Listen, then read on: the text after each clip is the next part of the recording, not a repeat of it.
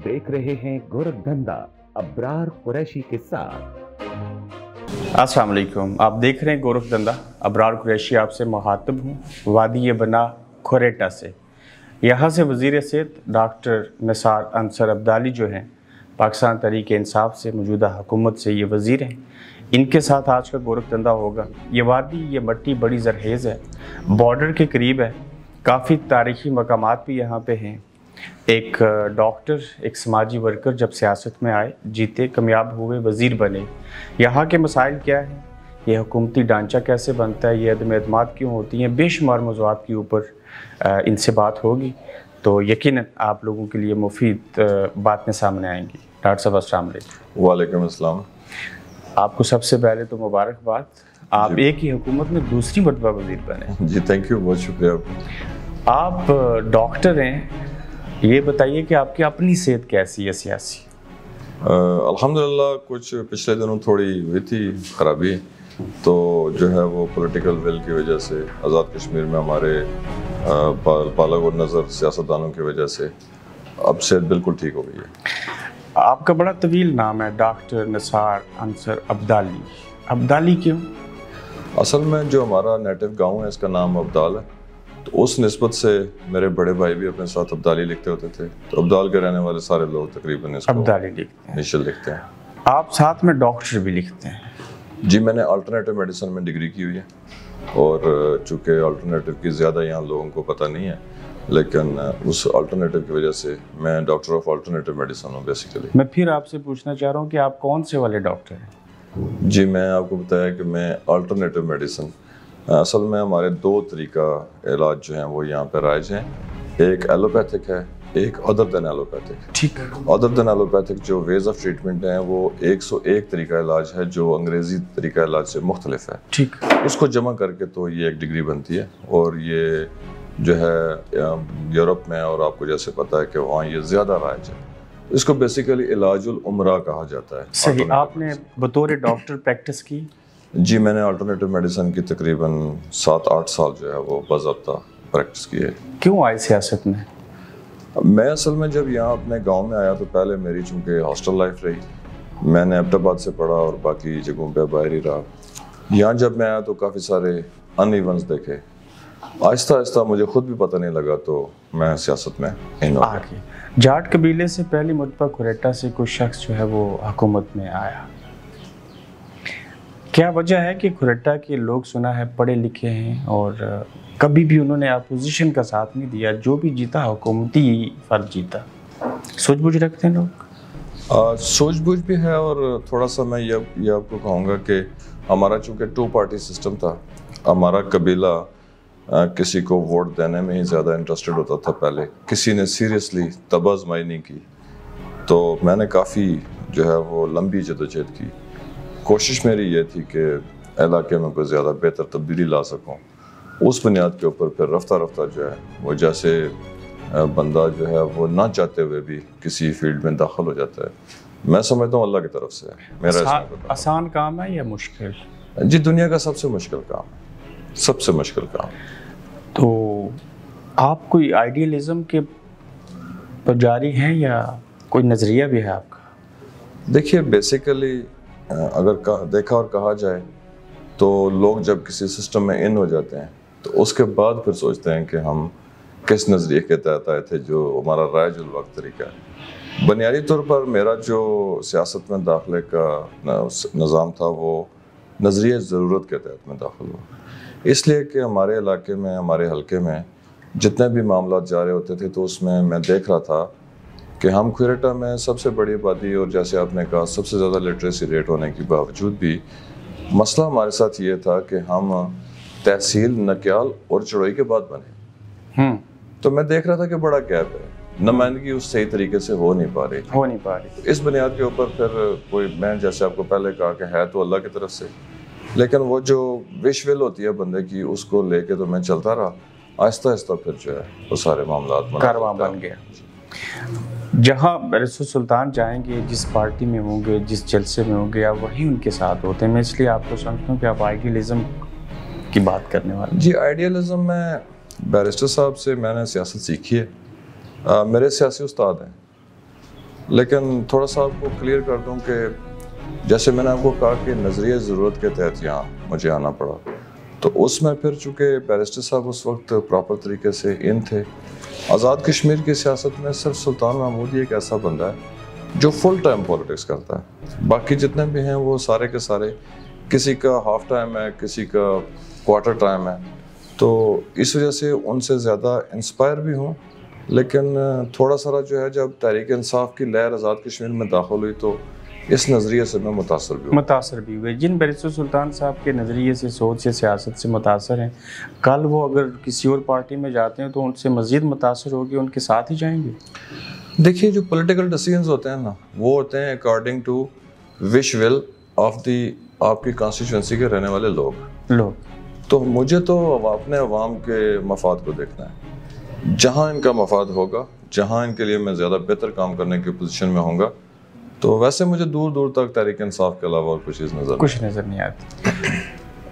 हल्का से आप इलेक्ट हुए और दूसरे रफ़ीक नैयर सेलेक्ट हुए, कैसे रजामंदी जाहिर की उन्होंने?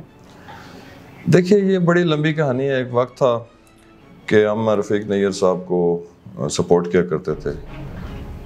नेक नीति के साथ, खलूस के साथ मैं लगा होता था कि जिसकी हम सपोर्ट करें उसको पता लगे कि मेरी कोई मदद हुई है, जिसकी मुखालफत करें उसको भी पता लगे कि मेरी मुखालफत हुई है। बाद अदरी चलता रहा मामला। फिर कुछ चीज़ें दरमियान में ऐसी आई कि जो है वो मुझे फिर खुद उम्मीदवार बनना पड़ा। उसकी बेसिक वजह यह है कि हमारा 90% ऑफ द ट्राइब जो है वो सियासी तौर के ऊपर बिखर चुका था। तो उस बिखरे हुए निज़ाम को संभालने में नैयर साहब जो है वो हमारे सिर्फ, अगर मैं अपने कबीले की हद तक बात करूं तो उसमें वो मुकम्मल तौर पर नाकाम हुए थे। और हमारा सारे जो कबीले के लोग थे उनका एतमाद उनको नहीं रहा था। वो नैयर साहब एक टाइम पे एतमाद खो चुके थे जाट कबीले। आज दानू को जाट कबीले का एतमाद हासिल है? दोनों को तो नहीं, मैं आपको ये कहूँगा कि कुछ जगहों पे पॉकेट्स के नंबर्स में डिफरेंस ज़रूर है। कोई तहरीरी मायदा हुआ, कोई हल्फनामा हुआ? नहीं जी, नहीं। मैं तो मायदों पे यकीन नहीं रखता और ना मैं करता हूँ, ना किसी से मायदा लेता हूँ, क्योंकि ये कोई कुरान के लिखे हुए अल्फाज वजह ये कि जब हालात तब्दील होते हैं तो बंदे को उसके साथ साथ फिर तब्दील भी होना पड़ता है। जो शख्स अवामी वोटों से, ताकत से इक़्तिदार में आया, वज़ीर सेहत बना, उसके पास एक मिनिस्ट्री, जो सिलेक्ट हुआ उसके पास 3 वजारतें। देखिए, मैं कलेक्टिवली इसको ऐसे कहूँगा कि वो मावन ख़ुसूसी हैं, वो वज़ीर इत्तलात हैं, वो वज़ीर मौलियात हैं। मैं इस पर जिस तरफ आप हम दोनों भाइयों की लड़ाई करवाने जा रहे हैं मैं उस तरफ नहीं जाऊंगा। मैं सिर्फ ये कहना चाहता हूँ कि ये हमारे हलके की मजमूई कामयाबी। आज वो हलके में आ रहे हैं, आप उनके गले में हार माला डालेंगे? जी, मैं तो सबसे पहले उनको हार माला मुजफ्फराबाद भी डाल चुका हूँ। ये सारी जो चीज़ें तय हुई हैं, अगर आप एक दूसरे के साथ मुत्तफ़िक़ हैं। अगर आप बैरिस्टर सुल्तान साहब के साथ ही ना होते, आइडियलिज्म को फॉलो ना करते, तो शायद आपके पास भी 3 वजारतें होती। अच्छा, मैं जो 2-3 का चक्कर है ना, उसमें अभी इसलिए नहीं जाना चाहता कि ये सवाल ज़रा किसी चीज़ों को किसी और तरफ ले जाएगा। मेरा कहना यह है कि हमने कलेक्टिव जदोजहद की। रफ़ीक नैयर साहब ने अल्टीमेटली मुझे सपोर्ट किया। जब उन्होंने सपोर्ट किया तो उसके बाद फिर जो कुछ भी हल्के में आ रहा है वो हमारा मुश्तरक है। 3 वजारतें उनके पास, 1 आपके पास। 2 लोग 5 महकमा जात को चलाएंगे। इससे तो बड़े एजाज की बात नहीं हो सकती। तारीख में ऐसे नहीं हुआ। मैं समझता हूँ कि ये हमारे क्वेटा के लोगों की खुशकिस्मती है। और जो मैंने पहले आपसे जिक्र किया कि इससे पहले हम नेग्लेक्टेड रहे, तहसील बने सबसे आखिर में, तो अब अगर हमारे पास 5 वजारतें आ गई हैं तो मैं समझता हूँ वो पिछली मामले का अजाला हो रहा है। मैं खुश हूँ इस पर। हल्के के अंदर आपने कौन सा नमाया काम किया रेस्क्यू को छोड़ के? देखिए, कामों की तो बड़ी लंबी तवील फहरिस्त होती है। जो कभी फील्ड में होता है तो अपने बोश बेशुमार काम गिनवाता है। मैं जो सबसे पहला काम समझता हूँ वो ये है कि यहाँ हम जो है वो इक़्तिदार से काफ़ी दूर हो चुके थे। हमारे कारकुनान को बड़े लंबे अरसे की जदोजहद करके तो वो जो है वो अपोजिशन में ही बैठे रहे। मैंने जो सबसे पहला काम समझता हूँ जिसमें मेरा किरदार है वो ये है कि हम अपने उन अपोजिशन ज़दा तमाम कारकुनान को हुकूमत में लाने का सबब बना। ये मेरा सबसे पहला काम। बड़ी बात है। जिस सड़क से मैं सफ़र करके आया, इतनी वजारतें होने के बावजूद, आपके वज़ीर होने के बावजूद, बुरा हाल है, बदहाल है। जी, ये असल में पुरानी हुकूमतों की कारकर्दगी का मुंह बोलता सबूत है। और ये सवाल जब अगली दफ़ा का इंटरव्यू हो रहा होगा तो फिर मैं आपको अपनी कारकर्दगी के तौर पर बताऊंगा कि हम क्वेटा में राउंड अबाउट इस वक्त 20 किलोमीटर सड़क जो है वो ले चुके हैं। अगले बजट में मेरी कोशिश है कि कोई यहाँ पे जो मेन रोड्स हैं उनमें से कोई भी ख़राब ना बचे, और अपने तय शब रोज़ लगे हुए हैं। मैं समझता हूँ कि इंशाल्लाह ये जो बेहतरी आएगी। आपकी सूरत में और अयाज निसार राजा की सूरत में और वलीद इनकलाबी की सूरत में मैं और बाकी लोग देख रहे हैं कि यंग लैड है, आप उन दोनों से बड़े उम्र में, तो ये कुछ बेहतरी आएगी नई नस्ल जो आई है सियासत में? देखिए जी, इसका फ़ैसला तो अवाम ने करना है। अपने तय हम सारे जदोजहद कर रहे हैं। एक जो अच्छा काम हुआ है वो ये हुआ है कि हमारी जो कन्फ्रंटेशन की सियासत थी उससे अल्हम्दुलिल्लाह हम तीनों इस पर मुतफिक हैं कि उसकी तरफ हमने नहीं जाना, और अच्छा माहौल हमने क्वेटा में सियासत में दिया है। जाट राजपूतों को, राजपूत जाटों को और गुज्जर दानों को गालियाँ नहीं देंगे आइंदा? जी, ऐसे है कि चूँकि अब हम मिक्स हो चुके हुए हैं। मेरे साथ राजपूत कबीले की अच्छी खासी तादाद है, मेरे साथ गुजर कबीले की अच्छी खासी तादाद। आपके हल्के के जमात के सदर जो हैं वो राजपूत कबीले से हैं? जी, अभी मेरे भाई सिकंदर साहब यहाँ मौजूद थे, आपने देखा। किसी दौर में लोग इस बात को गुनाह और गाली समझते थे। ये कल्चर था जी, जिसको हमें फ़ख्र है कि हमने इस कल्चर को ख़त्म किया। ये जमूद मज़ीद टूटेगा, मज़ीद टूटेगा, बल्कि मैं तो इस हद तक एग्री हूँ कि पॉलिसीज़ में हम इन सारे वाली जमातों के कायदीन को भी शामिल करके, अभी जो हमारा रिसेंटली मेला हो रहा है तो हम इस स्लोगन के साथ मेला करवा रहे हैं कि ये सकाफती मेला है, तहरीक इंसाफ का मेला नहीं। हालांकि इससे पहले ये कभी नहीं हुआ। इससे पहले हमेशा डोमिनेटिंग पार्टी और हुकूमती पार्टी जो है वही किया करती थी, कभी नहीं हुआ। तो हमने सारा इख्तियार रखा हुआ है सारी पार्टीज़ के लिए। तहरीक इंसाफ के उम्मीदवार और वज़ीर होते हुए पीपल्स पार्टी के वलीद इनकलाबी या मुस्लिम लीग नवाज़ के अयाज निसार राजा, इन दोनों में से कौन कॉम्पिटिटर है? मैं समझता हूँ जी कि जो मौजूदा सिनेरियो जा रहा है उसमें मुझे कहीं दूर दूर मुकाबला नज़र ही नहीं आ रहा। थोड़ा मुकाबले में जो अगर ज़्यादा समझूं तो चूँकि नंबर ऑफ वोट्स को मद्देनज़र रखना पड़ेगा, तो वलीद ने चूँकि ज़्यादा वोट लिए हुए हैं तो मैं उसको मुकाबले में समझता हूँ। उनके वालिद होते तो आज सूरत हाल मुख्तलिफ हो। चूँकि वो फोत हो गए, मेरी बड़ी शदीद ख्वाहिश थी कि उनके मद्दे मुकाबले इलेक्शन लड़ो, कि मेरा उनके साथ मुकाबला होता, बड़ी मेरी ख्वाहिश थी। और फिर आप हार जाते। लेकिन जिस दिन वो फोत हुए, मैं आपको यकीन से कहता हूँ कि मुझे उनकी जो फैमिली को जितना दुख हुआ उतना ही मुझे भी हुआ, और उससे ज़्यादा तो मैं नहीं कहूँगा, वो फिर ज़रा वॉइस ट्राई हो जाएगी। लेकिन ये आपको बताना चाहूँगा कि उस शख्स ने भी क्वेटा की सियासी तारीख में काफ़ी बड़ी बड़ी तब्दीलियाँ रोनुमा की थी, ये उसका क्रेडिट है। लेकिन मैं ये कहूँगा आपको कि जो अल्लाह ताला ने जितनी इज़्ज़त ऑनर वक़ार उनको उनकी वफ़ात के ऊपर जो है वो मिला, तो मैंने उनके ताज़ियती रेफरेंस में भी कहा था कि ये वाली मौत जो है हम भी कबूल करते हैं। इस तरह अगर मौत मिले तो वो उसके लिए हर कोई तैयार है। आप किसी दौर में इनकलाबी साहब के लिए नारे लगाते रहे? जी, ऐसा इत्फाक कभी नहीं हो सका। ना हो सका नहीं इसलिए हो सका, हालांकि उनकी बड़ी शदीद ख्वाहिश थी कि हम सियासी हम सफ़र रहें, और बारहा मरतबा इस असूल के लिए आपके घर आते रहे। जी, मेरे साथ उनकी मुतअद्दिद मुलाकातें हुई, लेकिन आज वो इस दुनिया में नहीं है। लेकिन मैं आपको ये कहूँगा कि वो कैरेक्टरफुल बंदा था, कोई शक नहीं है। और उसने जो है ना बेशुमार दफ़ा उसके पास मौके आए, वो मुझे जिज कर सकता था, लेकिन उसने नहीं किया। 53 मेंबरान असम्बली थे आज़ाद कश्मीर की असम्बली में जो कामयाब हुए। हेलीकॉप्टर आप ही के लिए क्यों आया? देखिए, जब मैंने गली मोहल्ले में जो है ना वो सियासत शुरू की थी, तो मैं जो पार्टी के अहकामात होते थे बड़ी ईमानदारी के साथ उनको किया करता था। मुझे पार्टी कहती थी आपने मेंबरशिप कैंपेन करनी है पेड, मैं पेड पे शुरू हो जाता था। कहते थे अनपेड करनी है, अनपेड कर लेता। कहते जलसा जुलूस करना है, तो मैं बड़ी ईमानदारी के साथ जो है अपनी ड्यूटी पूरी किया करता था। कभी कभी मैं सोचा करता था कि ये जो वाला काम हो रहा है इसको कोई अल्लाह के अलावा कोई और भी मुझे कोई रिवार्ड मिलेगा या कोई मुझे होगी इसकी पिज़र आई। तो जिस दिन मैं हेलीकॉप्टर में बैठा तो आप यकीन माने कि उस दिन मेरे ये सारी वाली जो पिछली मेहनत थी, मैं समझ रहा था कि मुझे मेरे कायद पाकिस्तान ने इस वक़ार और इज़्ज़त के साथ बुला लिया है। यही तो मेरा काम जो है वो उस दिन तकरीबन वज़ीर आज़म के लिए जब इंटरव्यू था तो फिर फेल क्यों हुए? देखिए, असल में कुछ मरूज़ी हालात ऐसे होते हैं कि सिर्फ कॉम्पिटेंसी मैटर नहीं कर रही होती, कॉम्पिटेंसी के अलावा कुछ और चीज़ें भी एडजस्ट और सेटल हो रही होती हैं, उनके मुताबिक पार्टीज़ को फिर फैसले करने पड़ते हैं। रुपया पैसा?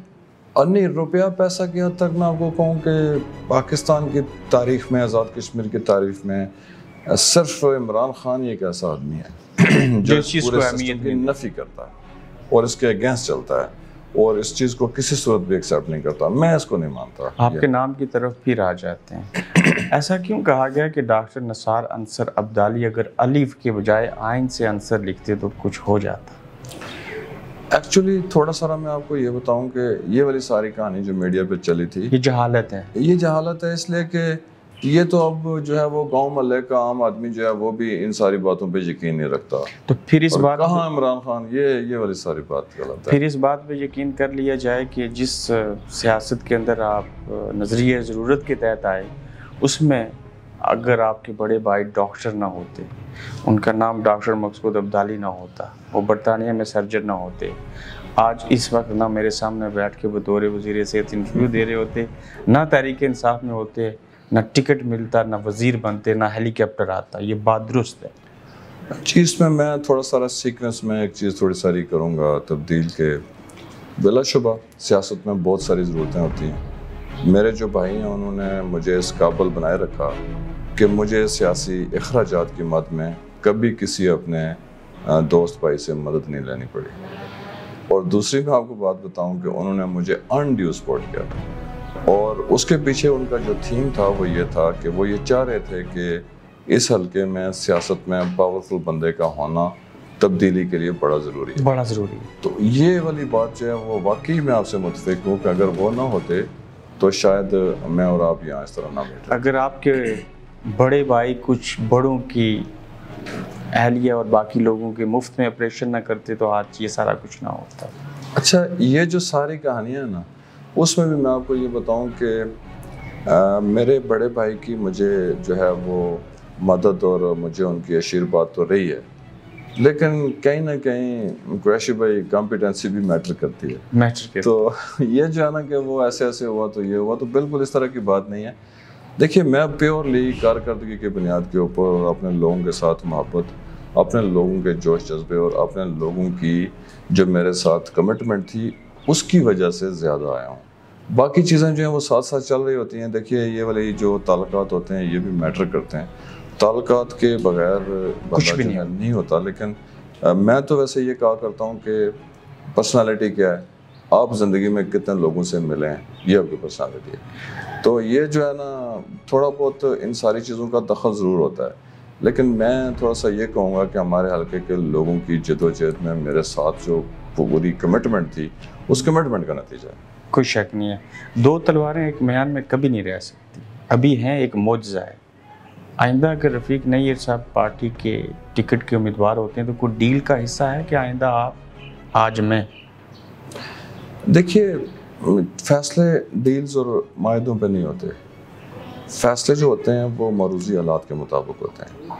मरूज़ी हालात में जो मैं देख रहा हूँ वो ये है कि हमारा चूँकि सबसे ज़्यादा वोट जो है हमारे हल्के में वो हमारे जाट कबीले के, दूसरे नंबर पे हमारे गुजर कबीले का वोट आता है। सबसे ज़्यादा जाट कबीले का वोट है, फिर गुजर कबीला, फिर राजपूत। ये दुरुस्त है? ये दुरुस्त बात है। और ये बड़े एग्जैक्ट फिगर्स जो हैं वो मेरे पास मौजूद हैं। और जब मेरे सामने ये फिगर्स आए थे मैं भी हैरान हुआ था। मैं खुद हैरान कि सबसे अक्सरियती कबीला मैं इनको तीसरे पे समझता था। उसका नहीं जी नहीं, ये तो वी आर नंबर वन। अब जो अगले फैसला जात होते हैं उसमें पहले मैं आपको क्लियर कर दूं कि हमारा इस किस्म का कोई मायदा नहीं है। और बात जब फैसला हो रहा होगा आगे तो फिर देखा ये जाएगा कि कौन इलेक्शन, जो पार्टी जब डिसीजन करती हैं तो उनके सामने बाकी नजरियात तो एक तरफ, लेकिन एक बात होती है कि कौन जीत सकता है। कौन जीत सकता है। यही वजह थी कि आपने अपनी वजारत के बजाय उनको तवज्जो दी कि वो फलें फूलें ताकि कल आपको उसका फल मिले। जी जी, इंशाल्लाह अल्लाह खैर करे। और ये आप देखेंगे कि इंशाल्लाह हैरत अंगेज नतीजा निकलेगा। ठीक है नाज़रीन, हम यहाँ पे छोटी सी ब्रेक लेंगे। ब्रेक के उस पार वज़ीर सेहत हमारे साथ मौजूद हैं।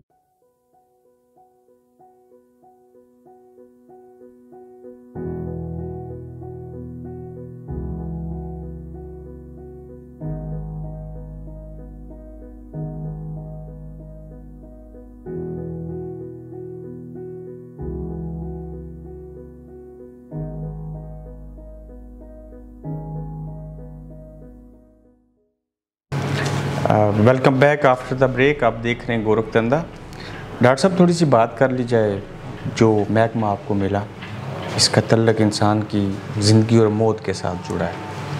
हम उसके बावजूद आज भी पुराने दकियानूसी निज़ाम के तहत जी रहे हैं। उसकी एक मिसाल दे दूं कि डिस्ट्रिक्ट हेड क्वार्टर अस्पताल कोटली 3 अज़ला के लोगों का इलाज मालजा करता है। वही मुलाजमीन, वही बजट, वही हालात, क्यों फिर भी?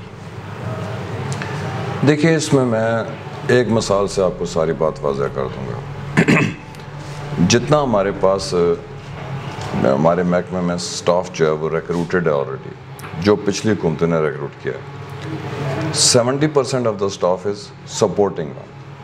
अच्छा, वो टेक्निकल नहीं है। और महकमा सिर्फ पूरे डिपार्टमेंट का हमारा जो 30% ऑफ द स्टाफ है उसके ऊपर चल रहा है। यहाँ से बात शुरू होती है। अब आ जाते हैं आगे इंफ्रास्ट्रक्चर की तरफ। जितने भी अस्पताल बने, हॉस्पिटल के साथ डॉक्टर्स की रिहाइश का होना अशहद ज़रूरी है। ऐसा नहीं है, किसी जगह भी नहीं है। शायद 2, 3, 4 जो नए सेंटर्स बने उनमें हो, बाकी पूरे आज़ाद कश्मीर में ये रवाज ही नहीं है। वो घर चले जाते हैं। अब देखिए, एक डॉक्टर है, उसको आप जो है वो किसी जगह डिप्लॉय करते हैं किसी स्टेशन के ऊपर, उसके पास वहाँ रहने की रिहाइश ही नहीं है, उसके पास जगह ही नहीं है, तो वो फिर कैसे कर सकेगा? दूसरा जो मैं आपको बताना चाहूँगा कि ये जो यूनिफॉर्म डिस्ट्रीब्यूशन होती थी कि पूरे आज़ाद कश्मीर में जितने हमारे DHQs हैं, THQs हैं, हमारे जितने RHCs हैं, फर्स्ट एड पोस्टें हैं, उन सारों को यूनिफॉर्मली डिस्ट्रीब्यूट किया जाए पूरे आज़ाद कश्मीर में, उसमें भी एक वाज़ह डिफरेंस है। वो डिफरेंस क्यों है? इनका सरकारी यूनिफॉर्म सलवार कमीज़ है या कुछ स्पेसिफिक है? ये हमारे महकमे का जी, असल में डॉक्टर्स जो हैं उनके लिए कोई यूनिफॉर्म मुख्तस नहीं है। नर्सेज पे ऑलमोस्ट, चूँकि वो कहते हैं ना कि if you want things to be done ask a women, तो वो ख़वातीन जो हैं वो काफ़ी इस पे ड्रेस के ऊपर फोकस्ड होती हैं। बाकी तकरीबन सारा स्टाफ जो है वो इस हवाले से वो कवानीन की पूरी पाबंदी नहीं आपके दौर में ज़िला कोटली के DHQ और जो तहसील लेवल की अस्पताल है उसमें स्टाफ पूरा होगा? देखिए, हमने इस बजट में लगभग 700 शॉर्ट नर्सेज के लिए अप्लाई किया है। ठीक। 450 हमारे मेडिकल ऑफिसर्स शॉर्ट हैं, इमीडिएट अर्जेंट नीड जो हमारी 300 समथिंग जो है वो हमारे स्पेशलिस्ट शॉर्ट है।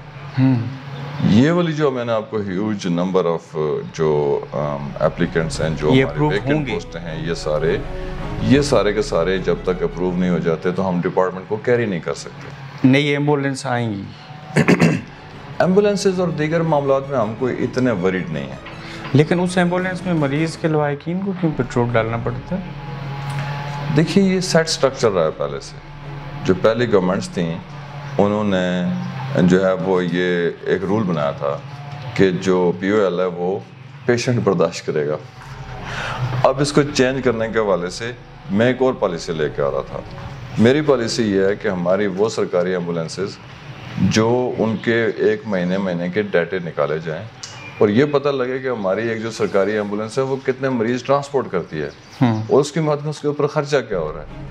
अब चूँकि आज़ाद कश्मीर में लोगों को ट्रांसपोर्टेशन के हवाले से कुछ जगहों के ऊपर कमी तो है, लेकिन अक्सर जगहों के ऊपर लोग जो है वो ट्रांसपोर्ट के हवाले से खुद कफील है। कितने सियासी तबादले किए और लोगों को आगे पीछे बिछाड़ के रख दिया इन्होंने, हमें एक भी नहीं किया। और मैं दावे से आपको कहता हूँ, आप कोटली के एडमिनिस्ट्रेशन देख लें, दीगर तमाम अजला के एडमिनिस्ट्रेशन देख लें, मीरपुर इवन आप देख लें, तो थी हमारी विजुअल्स के फलां को इधर किया जाए फलां, लेकिन आपने ऐसा नहीं किया। सिंगल वन नहीं किया। हमारे लोगों को सरकारी अस्पताल से सरकारी और मुफ्त दवाई क्यों नहीं मिलती और कब मिल सकती है? जामिया और बड़ी जो है वो एक हिसाब से आप कह लें कि इनकलाबी इस्लाहत की ज़रूरत है उसके लिए। जो एग्जिस्टिंग सिस्टम है उसमें, चूँकि मैं इस बात पे यकीन रखता हूँ कि आप बहुत सारे काम छेड़ लें और मुकम्मल एक भी ना कर सकें, उसका फ़ायदा नहीं होता। स्टेप बाय स्टेप करेंगे और कुछ चीज़ें आपको थोड़ी सारी बेहतर होती नज़र आएंगी और कुछ जो है वो मुस्तकबिल करीब में आपको इंशाअल्लाह। छोटे छोटे सवाल आपसे मज़ीद इस महकमे के बारे में पूछूंगा।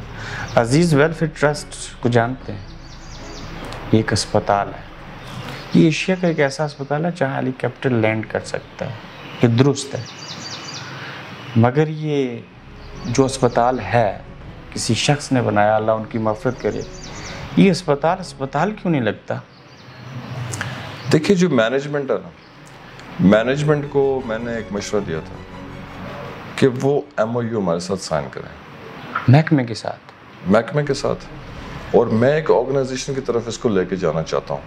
ऑर्गेनाइजेशन तो पहले भी है, ऑर्गेनाइजेशन है, लेकिन ये कोई टेक्निकल और मेडिकल ऑर्गेनाइजेशन नहीं है। ठीक, सियासी ऑर्गेनाइजेशन। हॉस्पिटल बिल्डिंग की हद तक तो चलें, उन्होंने कंप्लीट कर लिया निज़ाम, अगला सिस्टम चलाना ये इस हमारे ऑर्गेनाइजेशन के बस की बात है। आप इस बात की जिम्मेदारी लेते हैं बतौर खुरेटा का बासी और वज़ीर सेहत होते हुए कि आप इस अस्पताल को आबाद करेंगे? देखिए अगर इनकी जो ऑर्गेनाइजेशन है वो हमारे साथ तावन करती है। ये इनसे क्या मुराद है?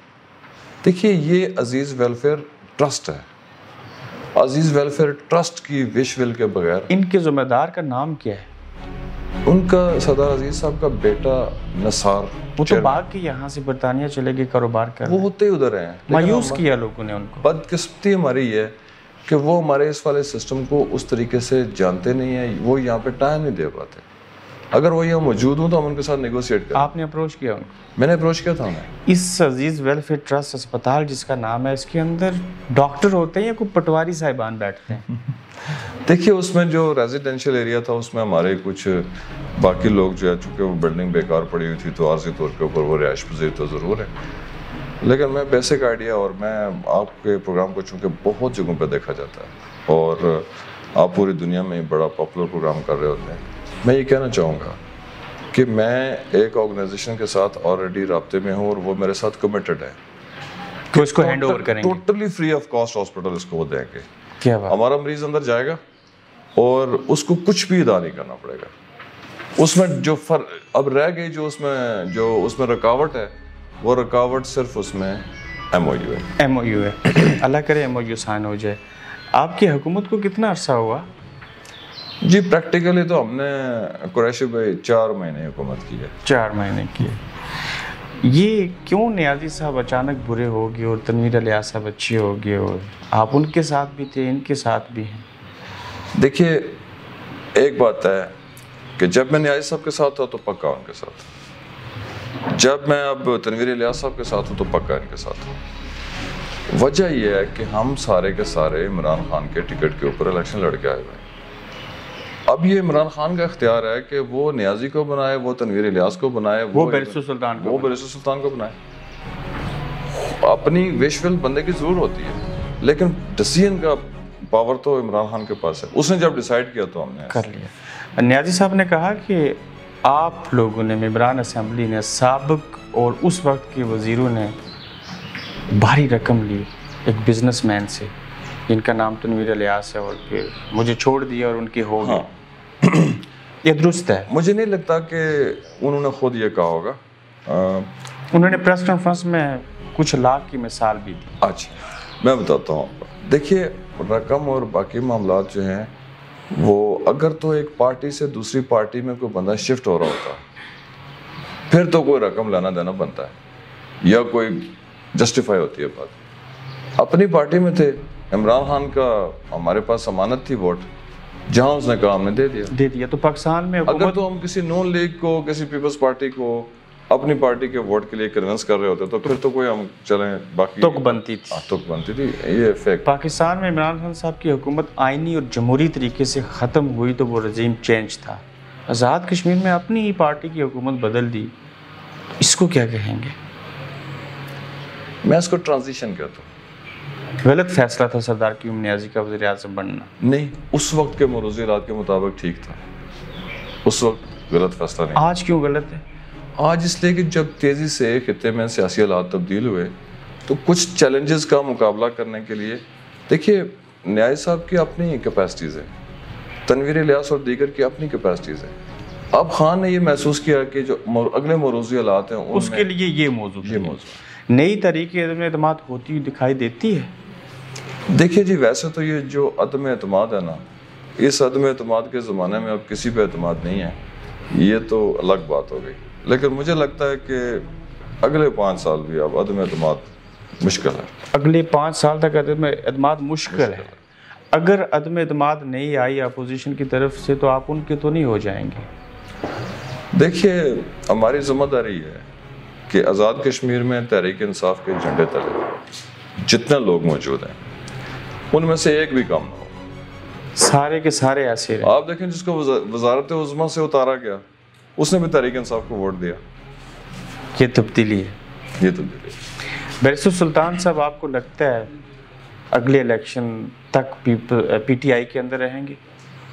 जी, वो पीटीआई के अंदर न सिर्फ रहेंगे बल्कि वो पीटीआई के लिए उन्होंने देखा ना, अगर वो पीटीआई से कहीं जो निकलने और आगे पीछे की बात है, तो जब वो प्राइम मिनिस्टर नहीं बने थे तो उन्होंने क्यूम नियाज़ी साहब को वोट दिया था। जब उन्होंने उस मुश्किल वक्त में उनको वोट दे दिया था तो आगे अब जमात से निकलने का ये मुझे नहीं समझ आता। ये जो हुकूमत आपके मुताबिक 5 साल पूरे करेगी, ये सीनियर वजीर क्यों ना लगा सकी?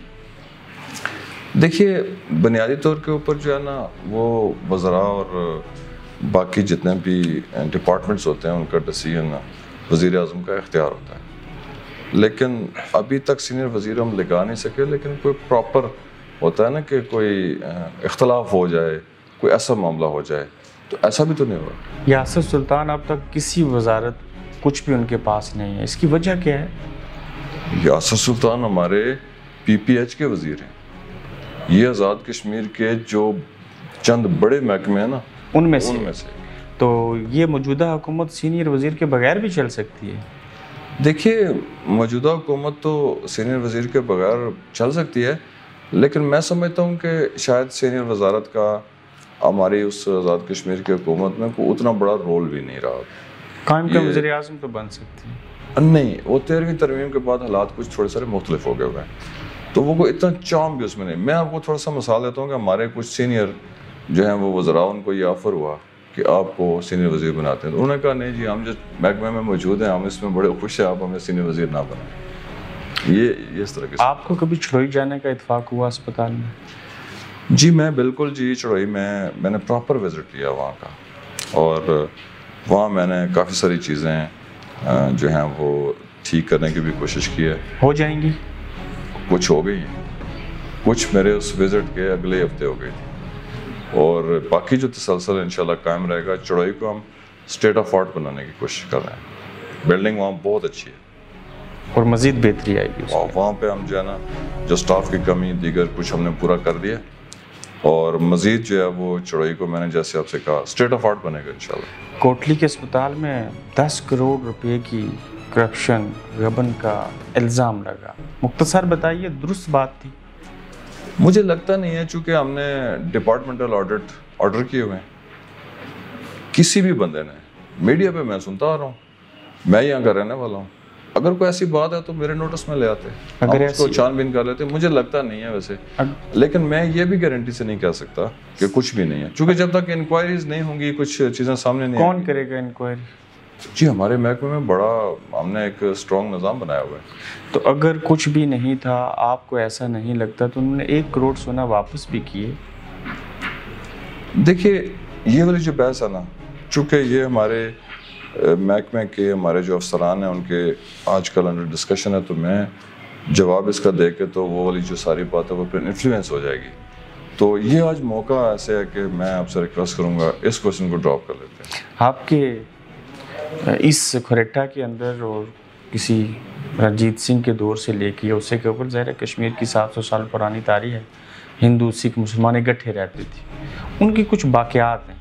एक मंदिर है, सुना है उसको गिराने की बात हो रही है, उसको बचाएंगे, किसी की इबादत का है। देखिए जी, वो जो मंदिर जिसका आपने जिक्र किया, मेरा वैसे अपना आइडिया है कि उसके लिए हमने कोई इस दफ़ा थोड़ा सा बजट भी मुख्तस करवाया, उसको रिपेयर करवाएंगे, उसको प्रिजर्व करेंगे, प्रिजर्व करके तो फिर उधर पैगाम भेजेंगे। तो उसी साड़ी हम मस्जिद टांदे हो, उसी थोड़े मंदिर नहीं छड़िया। यहाँ का मौलवी आपके खिलाफ फतवा नहीं देगा?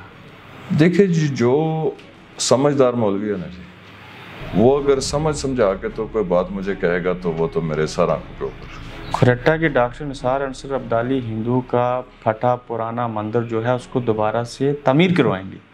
अगर तुसी मेरे खिलाफ जुलूस कढ़वाना तो ताड़ी मर्जी, नीयत मेरी ये नहीं है। नहीं, किसी की इबादत क्या है, ये तो अच्छी बात है। इस्लाम अमन का दाई है, इसमें तो कोई दो राय नहीं इस है। वाले में- आप 1 अरब और 22 करोड़ अवाम के दिल जीत लेंगे, उनमें से 80 करोड़ तो हिंदू हैं। फिर थोड़ी जिम्मेदारी जो बनती है ना, मैं जिस सेंस में देख रहा हूँ, मैं सेंस में देख रहा हूँ कि वो हमारी मस्जिदों को भी गिराते हैं। लेकिन आपने अच्छा पैगाम देना है, लेकिन हमने चूंकि अच्छा पैगाम देना है, हमने दुनिया को ये बताना है कि हमने इनके मंदिर जहाँ पे कोई जाने के लिए अभी तैयार भी नहीं है, बंदा भी कोई नहीं मौजूद, यहाँ एक भी हिंदू नहीं और है, ये इसके बावजूद तारीख में पहली बार होगा आज़ाद कश्मीर, इंशाल्लाह। और ऐसा होगा, क्यों नहीं होगा, इंशाल्लाह होगा। बहुत शुक्रिया आपका। Thank you. आप देख रहे हैं गोरखधंधा अब्रार कुरैशी के साथ।